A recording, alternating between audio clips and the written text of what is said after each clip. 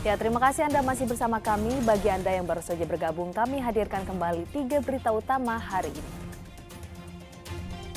Ratusan rumah di pesisir pantai utara Karawang terendam banjirop akibat pasang air laut.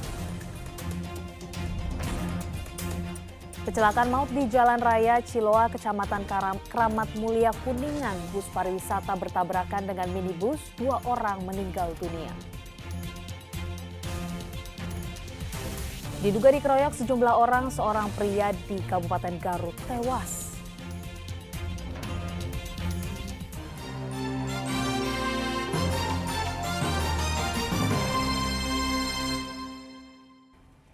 Seorang pria di Garut tewas diduga akibat dikeroyok sejumlah orang. Jenazah pria tersebut dibawa ke Rumah Sakit Umum Dr. Slamet untuk diotopsi.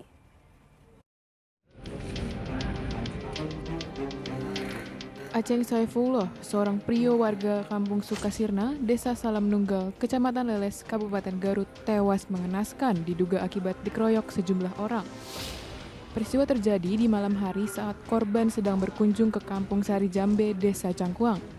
Lalu tiba-tiba sejumlah orang menghampiri dan mengeroyok Aceng di depan sebuah toko.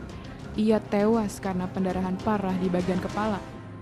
Korban itu kayaknya lagi main, kayaknya dikeroyok. Buat kesaksian sekarang mah dari saksi-saksi gitu, saya dengar ini dikeroyok. Pihak kepolisian yang datang ke TKP telah melakukan olah TKP serta meminta keterangan dari sejumlah saksi. Jenazah korban rencananya akan segera diotopsi di RSUD Dr. Slamet Garut. Eko Setiabudi melaporkan dari Kabupaten Garut. Kasus pemotongan alat vital anak oleh ayah kandungnya berakhir dengan penahanan pelaku. Keluarga juga tidak mau lagi menerima pelaku karena mereka trauma atas perbuatan sadis pelaku. Pasca kasus pemotongan alat vital seorang bocah oleh ayah kandungnya di Lewisari, Kabupaten Tasikmalaya, kini pelaku yang bernama Jenny harus mendekam di balik jeruji besi. Pihak keluarga memutuskan untuk tidak lagi menerima pelaku karena mereka khawatir sang anak trauma jika melihat ayahnya. Menurut istri tersangka, suaminya itu memiliki gangguan kejiwaan. Ia sering mengamuk dan merusak barang tanpa ada sebab yang jelas. Ya udah 3 kali. Berobat? Bukan berobat begitunya. Oh, merusak-merusak seperti itu. Iya. Itu merusak tanpa ada sebab apa-apa tiba merusak itu. Iya, tanpa ada sebab begitu udah begitu.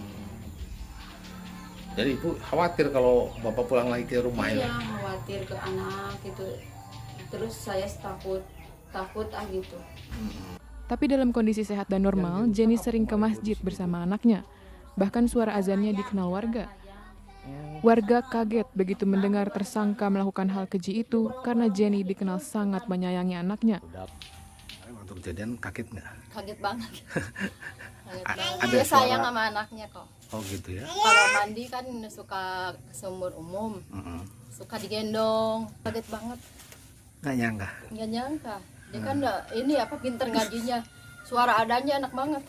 Oh di masjid? Pantang suara adanya. Kini, korban sudah kembali ke kampungnya dan sudah bermain seperti biasa dengan teman-temannya. Namun masih dihantui rasa trauma dan takut terhadap ayahnya. Eko Setiabudi melaporkan dari Kabupaten Tasikmalaya. Seorang kakek di Kabupaten Tasikmalaya ditetapkan sebagai tersangka pembunuhan cucunya. Sang kakek tega membunuh karena sakit hati akibat difitnah sang cucu.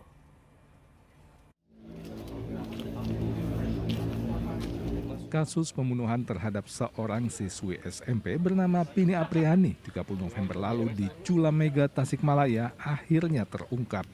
Namun yang mengagetkan, polisi menyatakan pelakunya adalah kakek korban sendiri. Polisi menjadikan Iman sang kakek sebagai tersangka pembunuhan setelah ada keterangan saksi yang melihat tersangka keluar dari rumah di jam kejadian pembunuhan. Awalnya sang kakek sempat mengelak dengan alibi bahwa ia seharian di sawah bersama istrinya. Hasil pemeriksaan, tersangka mengaku sakit hati karena pernah dituduh menyelinap ke kamar korban untuk berbuat cabul. Dari keterangan dan masih kita lakukan pendalaman bahwa yang bersangkutan sakit hati terhadap cucu tirinya tersebut. Yang mana pernah ada kejadian bahwa korban ini pernah menuduh yang bersangkutan ataupun tersangka masuk menyelinap masuk ke rumah yang mana di situ ada korban sendirian. Bukti apa yang mengarah kepada tersangka ini Pak Kapolres? Ya banyak ya, alhamdulillah kemarin juga kita salah satunya ada saksi yang melihat daripada tersangka ini keluar dari rumah di jam bersamaan dengan korban diperkirakan mati di jam tersebut atau meninggal di jam tersebut. Ya, awalnya memang pelaku sempat mengelak. Menurut polisi, saat kejadian, tersangka yang menyelinap pulang dari sawah menemukan korban yang sedang makan, lalu mencekik korban dari belakang, kemudian ditusuk dan dipukul dengan golok. Ia kemudian kembali ke sawah. Korban baru diketahui meninggal dunia sore hari setelah neneknya pulang dari sawah. Polisi menuduh tersangka melanggar pasal 338 KUHP dengan ancaman hukuman 15 tahun penjara. Eko Setiabudi melaporkan dari Kabupaten Tasikmalaya.